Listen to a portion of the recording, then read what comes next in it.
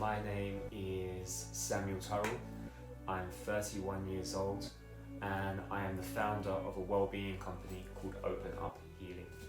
Yes, I have had those thoughts and feelings on more than one occasion. Predominantly, it was something that I really struggled with during my adolescence. I didn't really attend school from the age of 14 through to 17. I had severe depression and anxiety.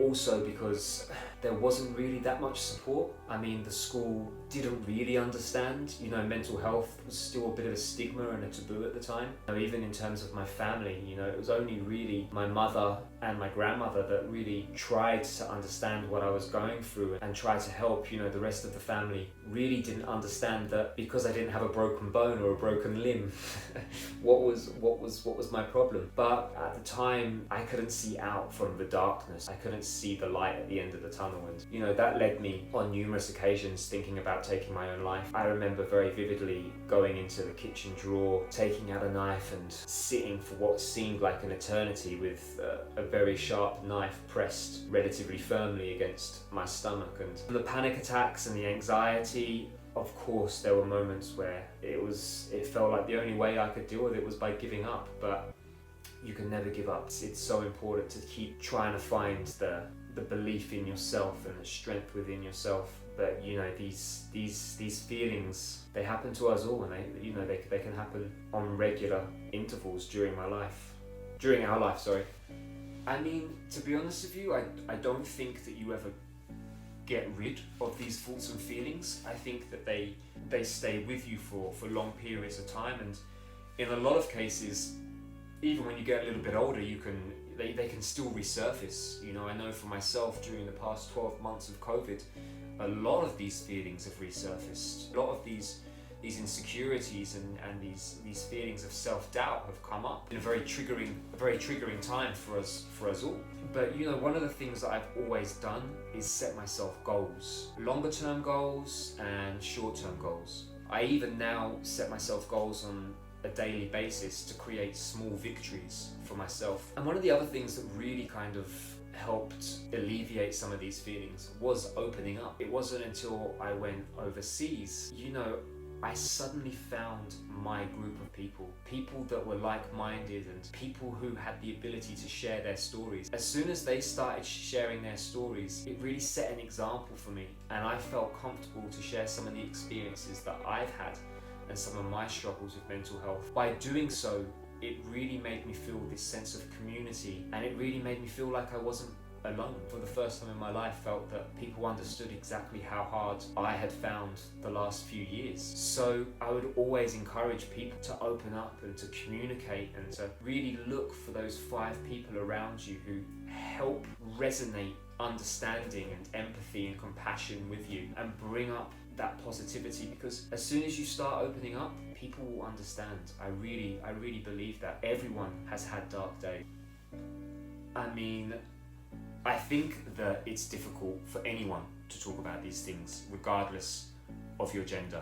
Whenever it comes to disclosing your vulnerabilities, it's never an easy process. I think specifically in the case that we're talking for guys and for those who identify as men, I think that it also has a lot to do with how society has portrayed men over the years and throughout the generations, and how a young man needs to be ready for war and to go and fight for family and for country, and that's kind of the archetype of strength, and anything else that comes with that is been swept under the carpet. But again, it's the same that society's created for the archetype of a woman, or and now however you identify, there's still so many stigmas attached. So I think that's why so many people do find it hard to talk about these things and to open up about these things. We've also now got a situation where social media is more often than not people just trying to promote the good parts of their life. Again, creating this very false dialogue amongst people in terms of what they see and in terms of their expectations of what life should be about. And I think there's a real toxicity to our culture. We often hear the term, toxic masculinity, and it is still so predominant. It's still so predominant in so many things that we see, in terms of the advertising, in terms of the movies we watch, in terms of the rhetoric that's put forward to us, that really creates a blockade for so many people to talk and to feel the space is available for them to showcase their vulnerabilities. But I do think that we're on a moment that could shift, and people are starting to find and be encouraged to talk about these things, and I think the next generation is really a driving force behind that. So I really hope and pray that that conversation is only, and the conversation that we're having now is only going to become much more common, and people find the bravery and the courage to speak about how they're really feeling. I mean, there was a lot of things, as I mentioned earlier, for me, it was about finding and setting myself those goals and creating small victories in my journey and in my process. And going traveling was a huge one of those.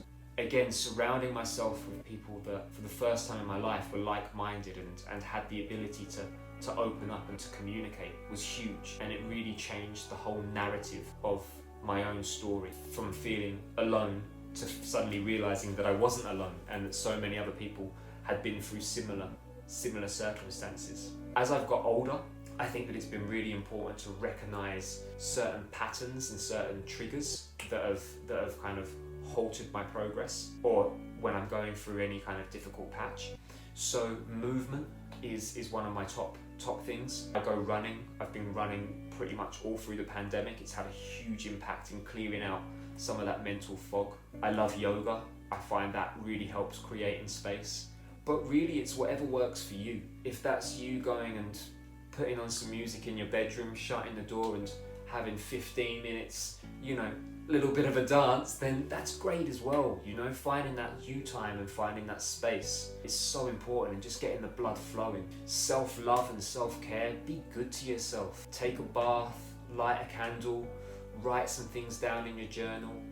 Just give yourself that space to be authentically you. There's nothing wrong with just wrapping your arms around yourself and giving yourself a big hug, and showing yourself some self-love. It's so important, and it's so nourishing for the soul. Meditation has been another great one that I've personally found has been a great tool, along with breathing. I'm about to say breathing, but like breath work.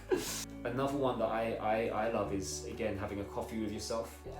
And from there, I would always say communication and seeking help from others. There's some fantastic charities in this country which only take a phone call or a text message to reach out to, and there's someone there to talk to and to listen to you and to help you through whatever it is that you're going through. I would say you're not alone, and that the feelings that you're having are common, and it's okay to have these thoughts and feelings, and that there's power in togetherness. I would remind that person how loved they are, even if it doesn't necessarily feel it at the time. I would remind them that the world would be a lot darker place without them in it, and that they bring an incredible bright spark to this beautiful blue and green ecosystem that we call Earth. I would look at creating a schedule with them and helping them identify people around them that bring them positivity and bring them good energy, and encourage them to partake in activities like walking or running, grabbing a coffee, really finding ways that we can communicate together in a safe space.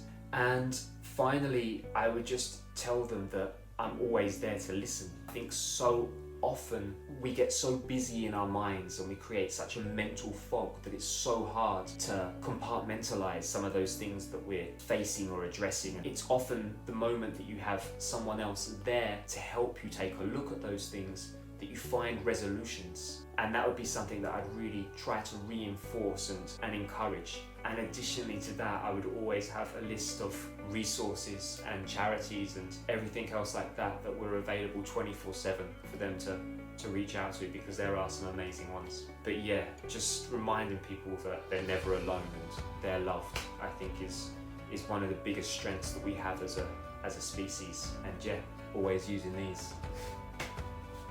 Thank you.